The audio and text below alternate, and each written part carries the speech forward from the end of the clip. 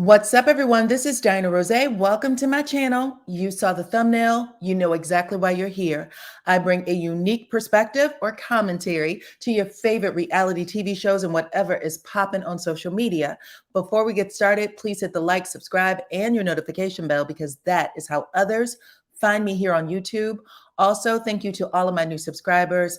Thank you to all of my new channel members. I appreciate you guys so much.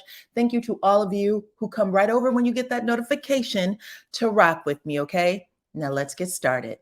So first things first, about 2 weeks ago or so, I gave you guys some news you can use, and I also gave you some entertainment news. And a lot of you said that you prefer the mixed content, okay? So that when you leave my channel, you feel like you left with something that you can hold on to.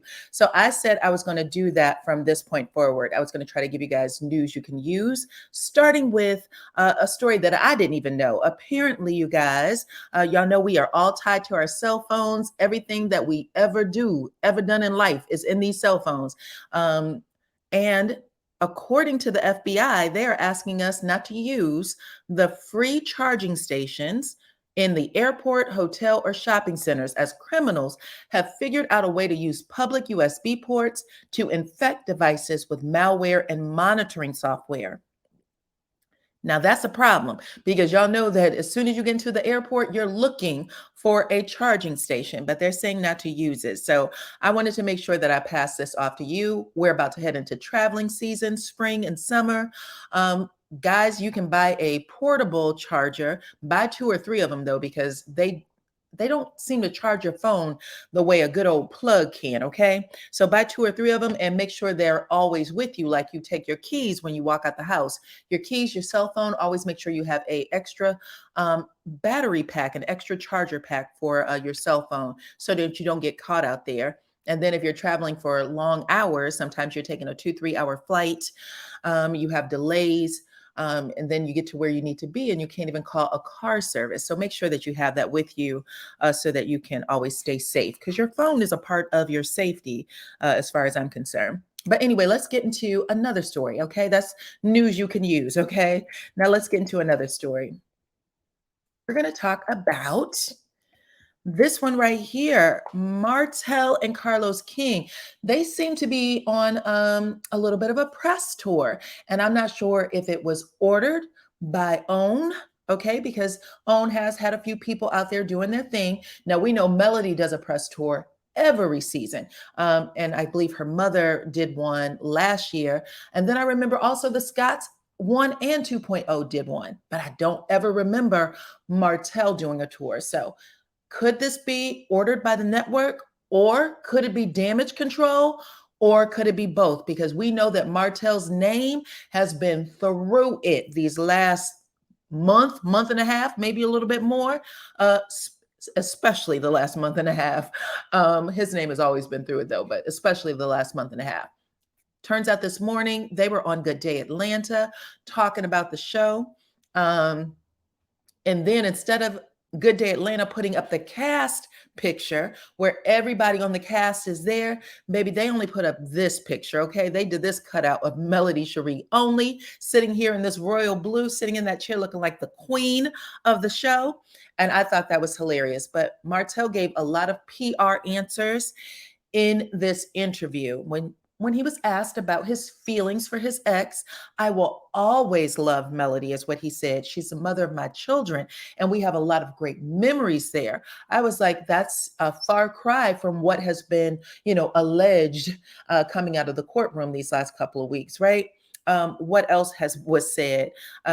He went on to say that he did believe that the show not necessarily contributed to the demise, because he said that both him and Melody agreed to put their relationship on the show, the full relationship. Again, completely contradicts some of the stories that's coming out there saying that he was suing Melody for defamation, trying to get a little extra money from her because he believes her telling about the affair, right, is the reason why he can't get a job. Now, I knew that his name was Mud, but he did agree, as far as I understood it. I've heard this story more than once, that he was the one who agreed to let that story come out on the show. So it's all interesting. Y'all can let me know what y'all think in the comments. Now, at one point, they do talk about RHOA too. I wonder if it was also a press tour for that. But they talk a little bit about RHOA. If y'all did not know, Sheree and Kenya was on I forgot which talk show, but they were on promoting RHOA, the new season, which I think comes out in the next couple of weeks. And they put a picture up of Martel and everything, you guys. And Sheree's talking about dating him. But baby, when the host asked Martel who was he dating, hoping to, throw him a bone so he could talk about Sheree, that man forgot Sheree's name. He was like, who? Okay. Who, what, when, where? Now, he didn't have any problem spilling out whatever he had to say about Melody and the kids and stuff, but he couldn't get Sheree's name out of his mouth for nothing. And then when she was like, well, aren't you dating Sheree? He went, oh, yeah, me and Sheree really good friends. Ooh.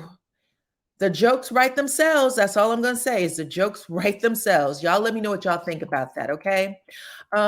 If you didn't know, Martel and Carlos King will be doing a live tonight as well. They are going live at 6:30 p.m., 6:30 to 9, and they're going to be on the channel Quintessential Gentleman, which is supposed to be a platform that discusses Black men and positive content. So I'm curious what these two have to say for 2.5 hours and exactly what they're going to address. If y'all don't follow me on my IG, please do. I put a whole lot in my IG stories. It's a whole vibe. You're going to want to follow me over there, okay? But I absolutely asked, it felt like, or I shouldn't say asked, what I said was, it feels like there's some foolishness afoot in regards to this interview, especially that it's so long. And I would like to see if Martel can keep up with those PR answers. So I will be bringing it to you guys because a lot of you said that you won't be watching it. So you were like, I'm not going to watch it, get someone else to do it. Well, I'm that someone else because I'm the blogger, right? So I will share with you the things I find most interesting about it a little later. And yeah, we'll see. I just can't, it feels like there's something, I just don't see it going well. Let's put it like that. And if it's live, I'm kind of curious if they're going to be taking questions from the viewing audience. So we will see. But anyway, let's talk more about the PR, okay? Because Kimi did a watch party today. And, it was very much PR answers. She just said in regards to Kiki, she was like, listen, we can agree to disagree, but I don't care enough to see things your way. That's how I saw it. That's at least how I heard it when she answered the question. She was like, when I don't care enough about people, that's how I think she said it, to really try to get them to see my way, I'm just going to agree to disagree. And she said, if it's someone that I love, care about, that I really want to get my point, then I believe that we can continue the discussion. So was that a punch? Y'all let me know if y'all thought that Kimi was trying to be a little uglier than she needed to be.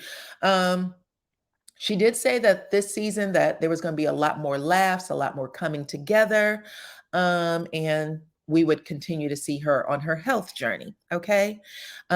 Speaking again of PR, Melody did a show with someone called It's Only Entertainment, and they asked Melody how the cast was doing following the season 5 reunion, where you saw, everybody's tempers flare, people saying things that was truly unforgivable at the end of the day.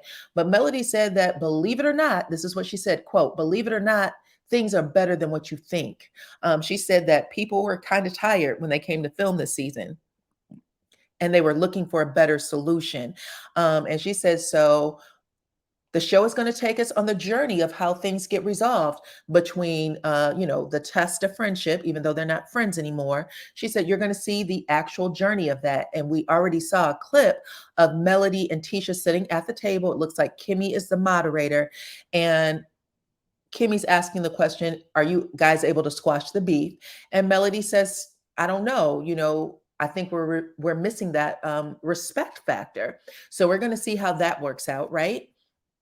Melody also said, grab your pens, your pencils, and a pad because you're not going to want to miss anything. Now, I thought that was an interesting way to put it.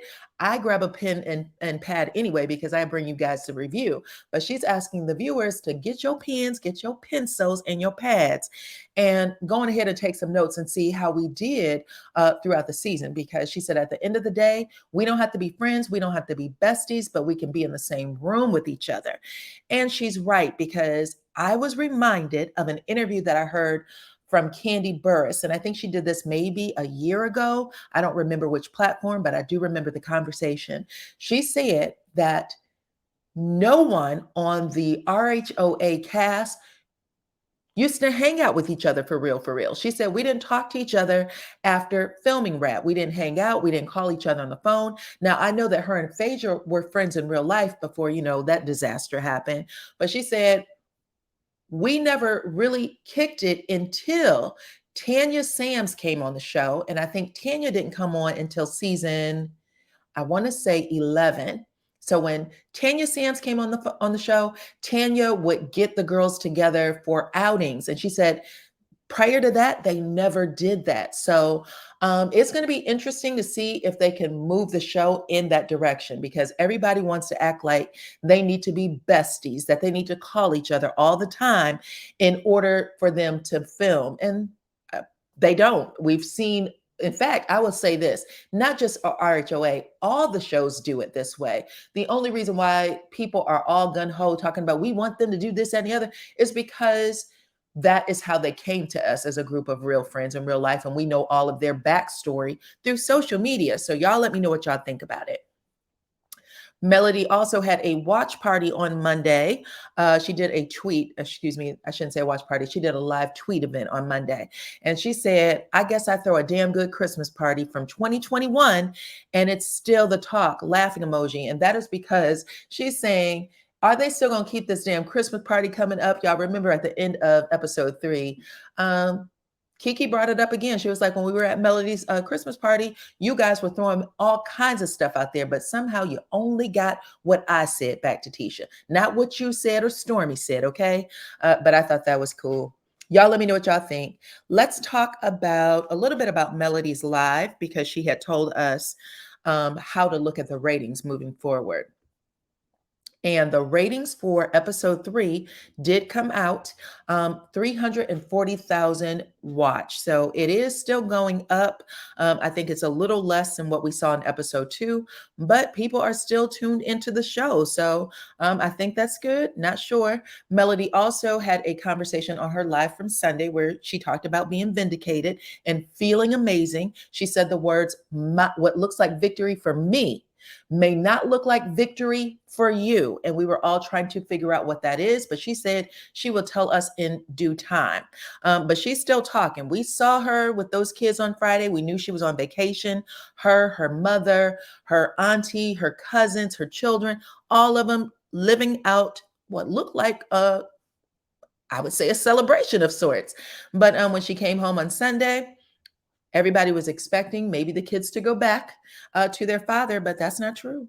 Child, she wrote this. She said, woo, gymnastics ×2, tennis, and now they're about to enjoy these nachos for Taco Tuesday. So even though we're not seeing the kids on her social media platform the way we used to, she's still discussing them, and she's letting people know that her children, okay, are with her.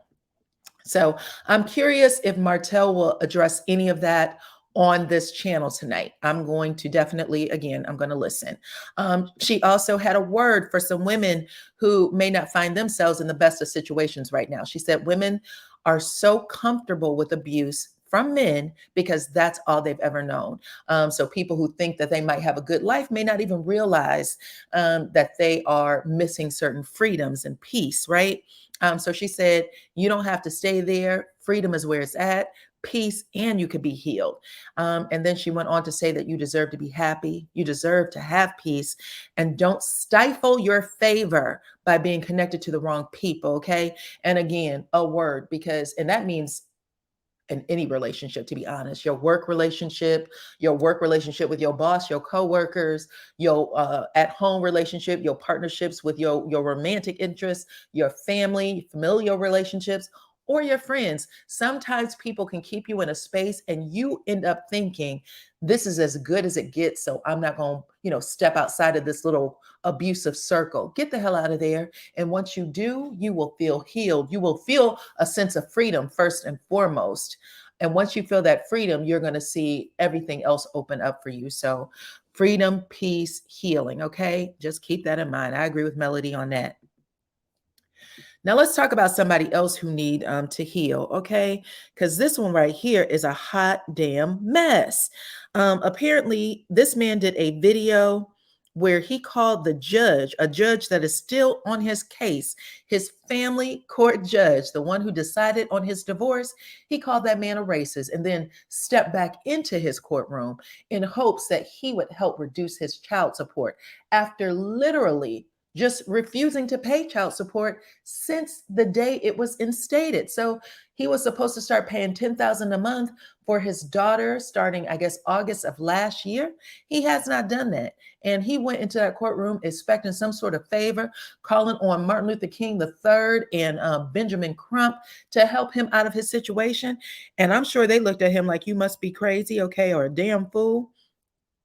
But yeah, it definitely did not get better. Anyway, let me read y'all what they had to say, what's come out of there.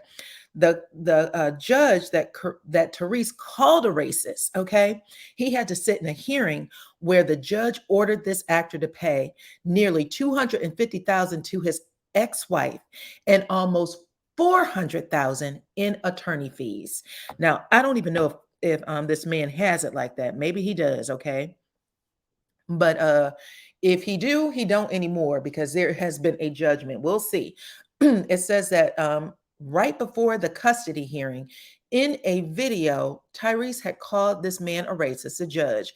And then he sat in Fulton County Court on Tuesday to deal with his ongoing child support battle with Samantha Lee Gibson. The main issue being that he is refusing to pay the $10,000 a month in child support. He said, let somebody else do it. Okay, I know I'm that girl's father, but I'm not paying her that. He then called the judge a racist. He said that his ex-wife makes a good living. Interesting. Okay, this sounds like somebody else I'll talk about in just a second.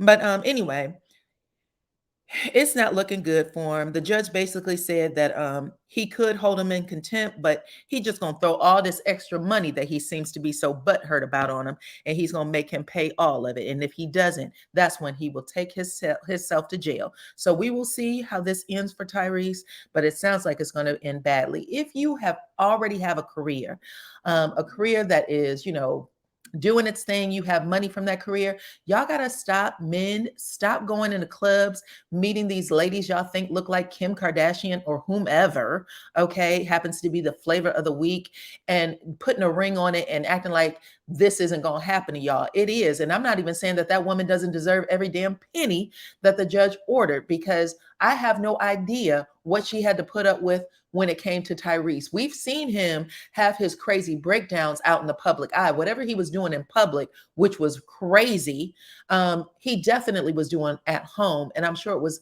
a gazillion times worse. I don't even remember how many years she was married to him, but it felt like a while, like maybe 5 or more years. Either way, he's getting what he gets. And if people don't want to get what they get, then they will do what's necessary. Go ahead and put those things in place so that you can be okay. Now, when Melody Cherie left her relationship, she dissolved all those businesses. She was like, I don't want nothing from you. I'm not asking you for alimony. I'm not asking you for child support. Okay? Y'all all remember she dissolved it right there before our eyes on that television screen. And then she went and she got it on her own. And then her ex is going to pull her into court. And right now people are saying that he did ask for child support. He went back and tried to retroactively ask for child support because he said he can't get a job. And then, as if that wasn't bad enough, it's also being alleged that he has asked for half or some sort of part of the sugar mama line.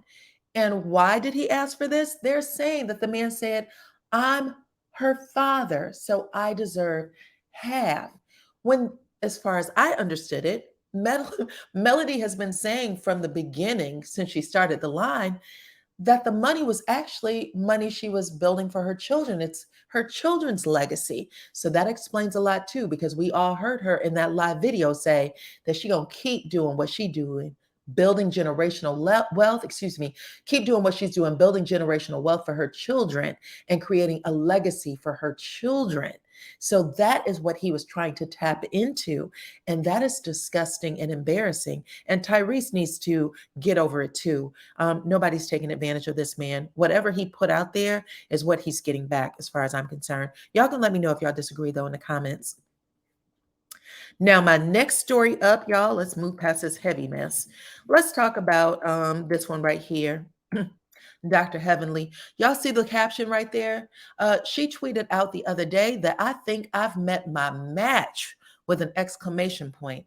Now, we already know that Quad is back on the show. Well, if you didn't know, Quad is back. She actually was able to seal a deal with the network to return to the show. So she will be filming this season. And we know she's not talking about Quad or anybody else she has a problem with, Simone or Dr. Jackie, because she would go toe-to-toe with all of them.